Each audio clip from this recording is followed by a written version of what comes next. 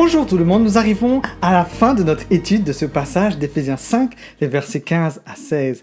Maintenant donc, encore plus de marcher avec circonspection et de racheter le temps, il y a une chose que nous devons faire pour une bonne gestion de notre temps. Et nous le trouvons dans le verset 17 où il nous est dit « C'est pourquoi ne soyez pas imprudents, mais comprenez quelle est la volonté du Seigneur. » Donc nous devons chercher à savoir quelle est la volonté de Dieu pour nous et la faire. Il ne faut pas oublier que Dieu a un objectif spécial que chacun de nous doit accomplir dans sa vie. Et cela contribue à ce grand plan éternel pour l'univers tout entier. Vivre la vie chrétienne signifie découvrir ce but particulier que Dieu a pour toi et l'accomplir. Nous ne rachetons pas le temps en négligeant le Christ lui-même. Racheter le temps, comme nous l'avons dit, n'est pas à la base une meilleure gestion de notre calendrier, mais vivre fidèlement à la lumière de la venue du Christ, notre Sauveur, dans notre vie. La déclaration de Paul, justement, sur le rachat du temps, doit d'abord être comprise à la lumière de la suprématie du Christ. Le rachat du temps requiert la foi en Jésus-Christ en tant que roi des rois. Nous ne rachetons pas le temps aussi en faisant confiance à nos propres capacités. Malheureusement, de nombreux chrétiens, et parfois nous-mêmes, peut-être bien intentionnés, ont imbibé la mentalité du livre, de cette idée très populaire de Vincent Peale, le pouvoir donc de la pensée positive. Et le point de départ de Peale, c'est que c'est vraiment en notre capacité. Il exhorte, lui, le lecteur à se faire confiance d'abord et à libérer ce pouvoir intérieur en soi. Le point de départ de Paul est assez différent de ce que Peale donne. Il explique que nous sommes justement naturellement incapables de tout bien et nous avons besoin d'une renaissance spirituelle. Donc nous ne rachetons pas le temps par nous-mêmes, mais par la puissance du Saint-Esprit répandu notamment sur sa communauté. Et pour racheter le temps, donc, il faut être conduit par le Saint-Esprit. Ne pas travailler donc de nos propres forces ou selon nos propres priorités. Donc le rachat du temps nécessite une nouvelle naissance en Christ et la présence puissante du Saint-Esprit dans notre vie. Nous ne rachetons pas aussi le temps en vivant dans le péché. C'est très important. Racheter le temps signifie que nous devenons que je suis en train vraiment de comprendre le danger du péché et j'y résiste, je ne me laisse pas faire. Racheter le temps nécessite vraiment de marcher avec sagesse dans tous les domaines de ma vie. Et ce qui signifie vraiment avoir une vie sainte en tant que nouvelle créature inaugurée par le Christ. La vie de Paul offre un avertissement ici.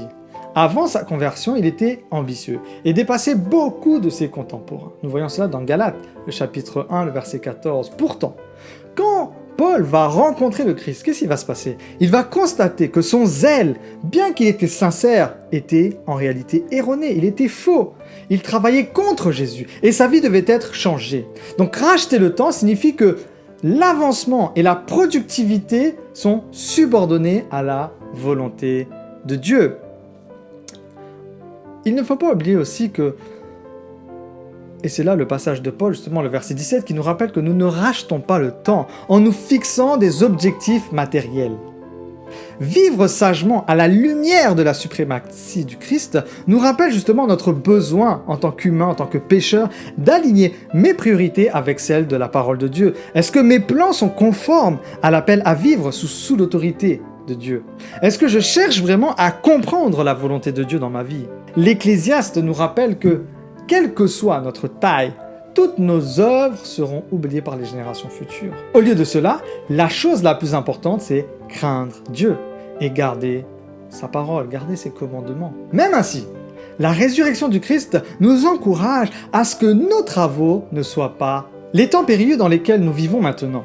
Rendent d'autant plus urgent, comme nous l'avons dit, pour nous d'être de bons intendants de notre temps.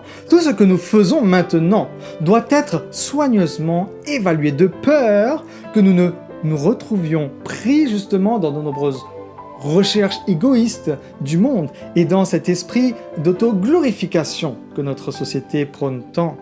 Contre tout cela, nous devons donc toujours nous rappeler que notre but ultime, pour passer du temps, eh bien c'est de glorifier Dieu. Et cela devrait être donc le but ultime de tout ce que nous faisons.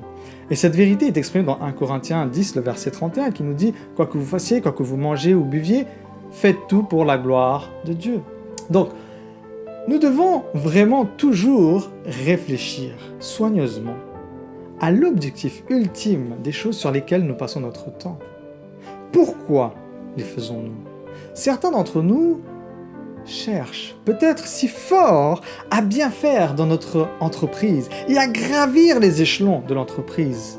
Cherchons-nous cela pour nous glorifier Dieu ou pour nous glorifier ?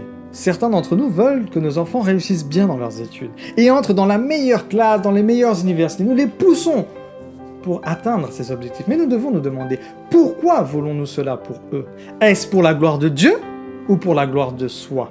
Si nous améliorons notre maison, est-ce que nous le faisons dans le but de glorifier Dieu, en fournissant une maison propice à la croissance, à être en bonne santé, à être en paix avec nos proches, dans notre famille, dans notre entourage ?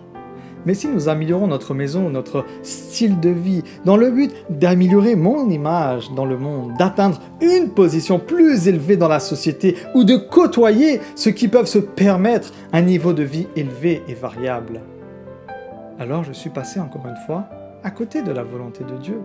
Étant donné que les jours dans lesquels nous vivons sont des jours mauvais, nous devons faire très attention à ne pas passer notre temps dans des activités justement qui vont nous glorifier. Mettons ces choses loin de nous afin que nous ayons plus de temps pour investir dans des activités qui vont être saines et qui vont glorifier notre Dieu, au contraire. Puisque la parole de Dieu demeure éternellement, pourquoi ne pas investir notre temps pour approfondir cette connaissance de la Sainte Parole ? Si nous disons que l'Église, encore une fois, est le corps de ce Christ et qui sera avec lui pour toujours, alors pourquoi ne pas investir plus de notre temps à participer dans la vie active de l'Église, à continuer à construire, à édifier les uns et les autres ? Ces choses valent beaucoup plus que ce temps que nous pouvons mettre dans tous les divertissements qui nous prennent du temps, qui nous grignonnent du temps. Regarder la télévision, jouer à des jeux vidéo, des passe-temps qui ne sont pas édifiants. Et des heures que certains d'entre nous passent dans des bavardages inactifs par téléphone, par WhatsApp, par des messageries, ok ? Cela s'applique à chacun d'entre nous, quel que soit notre âge, jeune ou moins jeune. Nous devons utiliser notre temps à bon escient. Nous devons améliorer les choses. Jésus a dit dans le livre de Jean, au chapitre 4, le verset 34, que ma nourriture est de faire la volonté de Dieu, de celui qui m'a envoyé, et d'accomplir son œuvre. Avons-nous ce même désir et cette même concentration ? Si c'est le cas, notre temps, nos efforts, notre énergie apporteront alors de grandes bénédictions et des avantages immenses à notre entourage. Changeons nos habitudes.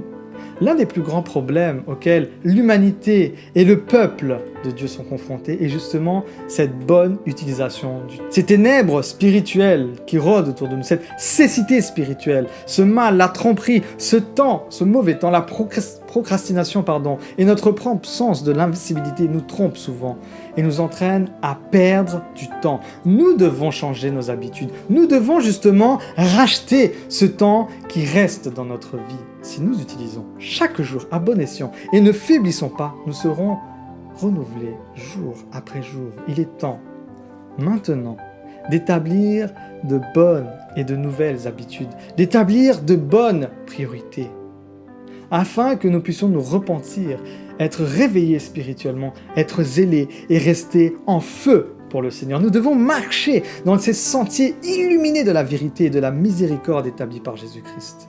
Nous avons vu ainsi que, donc, une bonne gestion de notre temps nous oblige à faire 3 choses, avec circonspection,